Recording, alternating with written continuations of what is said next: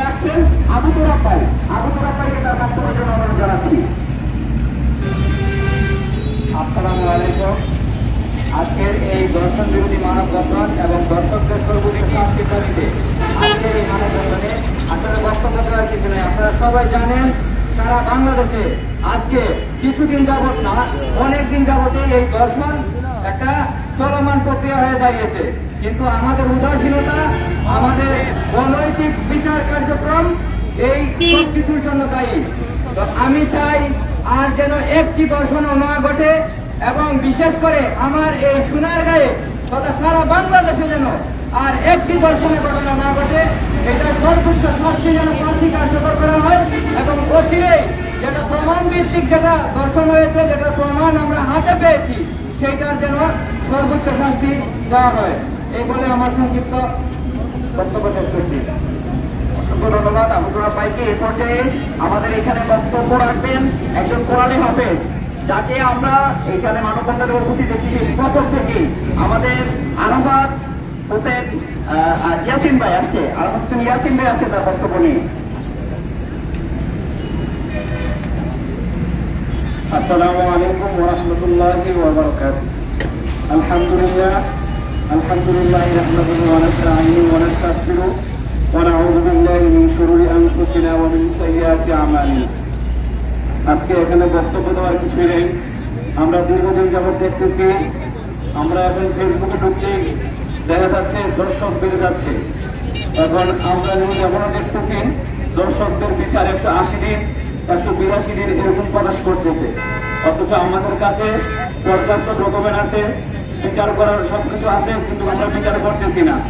আমরা সোনারগাঁওবাসী সবাই একটাই দাবি চাই, দর্শকের বিচার 180 দিনে নয়, দর্শকদের বিচার একবারে সরাসরি, এবং যে জায়গায় দর্শন করা হয় যাতে সবাই দেখতে চায় দর্শনের বিচার সরাসরি করতে হয়।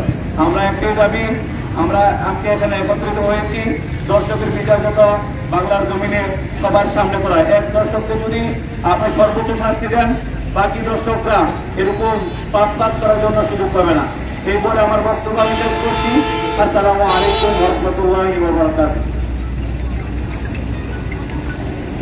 চলেন আমরা একটু স্লোগানে আমাদের মানববন্ধনটা আরো একবার একটু জাগ্রত করি। ঠাই নাই, ঠাই নাই, ঠাই নাই, এই বাংলার মাটিতে, এই বাংলার মাটিতে দর্শকের ঠাই নাই, দর্শকের ঠাই নাই। আমরা এই বাংলার মাটিতে সরকারি আইন আমরা কিছুদিন আগেও দেখতে পেরেছি, সুপ্রিম কোর্টে বলা হয়েছে 180 দিনে যাতে দর্শকের বিচার সম্পন্ন করা হয়। আমরা 180 দিন চাই না, আমরা 180 ঘন্টার মধ্যে দর্শকের বিচার। সেই সাথে এই মাটিতে, বাংলার মাটিতে এই নিকৃষ্ট অপরাধে যাতে মানুষের জনসম্মুখে যাতে এনে দর্শককে শাস্তি বিচারটা কার্যকর করা হয়, সেই দাবি জানাচ্ছি। আপনারা জানেন যে বিচারটা জনসম্মুখে হয়, সেটা একটা ভীতি তৈরি হয় জনসাধারণের মধ্যে। যদি ভীতিটা আমাদের এখানে তৈরি নাই হয়, তাহলে এই নিকৃষ্ট অপরাধের মতো, এই দর্শনের মতো এই অপরাধটা বাংলার মাটিতে ঘটতেই থাকবে। এটার একমাত্র উপায়ই হচ্ছে জনসম্মুখে দর্শকের বিচার, প্রমাণ সাপেক্ষে তাকে একদম জনসম্মুখে চার রাস্তার মোড়ে এনে যাতে সেই বিচারটা কার্যকর করা হয়। তাহলেই আমাদের যে কুলাঙ্গার, পুরুষ নামে যে কুলাঙ্গার আছে, সেই কুলাঙ্গাররা কি হবে, এই বাংলার মাটিতে আর থাকবে না। আমরা চাই, আমরা পুরুষ জাতি হিসেবে যে লজ্জিত, আমরা যে লজ্জায়, সেই লজ্জাকর পরিস্থিতিতে আমরা এখন অবস্থান করছি, সেই লজ্জাকর পরিস্থিতি থেকে আমরা উত্তরণ চাই। পাশাপাশি এই সোনারগাঁয়ে কিছুদিন আগে আপনারা জানেন চাঁদপুরে একটা দর্শনের শিকার হয়েছে মাত্র 8 বছরের একটা শিশু।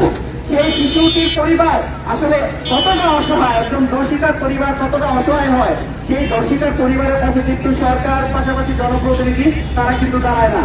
আমরা যারা রাজনীতি করেন, যারা বিভিন্ন দলের আছেন, তাদেরকেও বলতে চাই, দর্শন, দর্শিতা এগুলো নিয়ে কোনো ধরনের রাজনীতি হতে পারে না, এগুলা কোনো রাজনীতির বিষয়বস্তু হতে পারে না।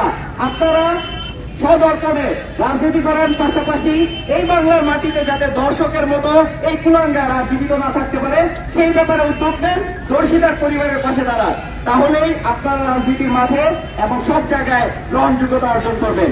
আমি আবারও বলতে চাই, পুরুষ জাতি হিসেবে আমরা যে লজ্জাকর পরিস্থিতিতে অবস্থান করছি, সেই অবস্থান